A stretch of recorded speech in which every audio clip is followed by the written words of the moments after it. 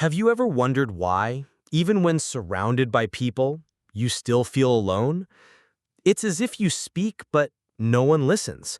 As if you smile, but no one notices. As if you exist, but no one sees. This isn't just loneliness. It's the most silent type of pain. The pain of not being seen. We live in a noisy world, full of screens, posts, selfies, and notifications. But the more we talk, the less we're heard. The more we show, the less we're noticed. And what the soul truly asks for, no one sees. This feeling isn't new. Blaise Pascal once said that humans have a God-sized void within them. We try to fill it with applause, achievements, external validation, but nothing truly satisfies. Because what we're ultimately seeking isn't fame or success, it's belonging. It's being seen, accepted, and loved for who we are, even with our flaws and fragilities. Augustine, in his Confessions, wrote, "Our hearts are restless until they rest in you." He understood that there's a thirst within humans that isn't quenched by praise or human attention, but by an eternal gaze. The one who sees what no one else sees. In Psalm 139, it is written, "You have searched me and known me. You know when I sit down and when I rise up." This isn't just poetry. It's a cry against the world's indifference. The truth is, we all long for someone to see us entirely, with all our layers, wounds, intentions, falls, and attempts. And the hard reality is, the world doesn't do that. People often don't have time, or they lack depth, or they're too busy with their own pain to notice yours. And that's when the soul begins to sicken. The soul's silent plea.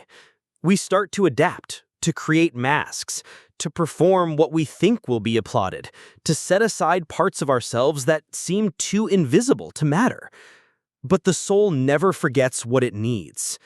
The soul asks in silence for truth, for a place where it can be itself, without shouting, without competing, without begging for attention. You know what's most curious? Jesus, the most seen man in history, was ignored by many in his time. He healed, welcomed, transformed, and yet he was rejected. But he never stopped seeing others. The gospel is full of encounters where he saw what no one else saw. He saw Zacchaeus up in the tree. He saw the woman with the issue of blood in the crowd. He saw the thief on the cross. And all who were seen by him were transformed. Because being seen with love is the beginning of all healing. You are seen. Today, perhaps you're living among people who don't truly see you. Perhaps you've even lost sight of your own essence, trying to fit into 1,000 places. But your soul no longer wants to hide. It wants to be welcomed. It wants to find rest. It wants to be whole again. And the first step isn't in being noticed by the world. It's in being noticed by yourself. Look within. Acknowledge what you feel. Name your pains. Talk to God about it. He sees what no one else sees. And sometimes it's in the most invisible moment of our lives that the greatest reconstruction happens. You don't need to shout. You don't need to prove anything. You just need to remember you are seen. Even in silence, even in pain, even in confusion. And that already begins to heal. If this video resonated with you in some way, share it in the comments. Tell me, have you also felt this pain of not being seen?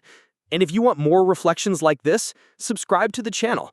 There's a lot of content coming your way so we can continue this conversation with truth, depth, and hope.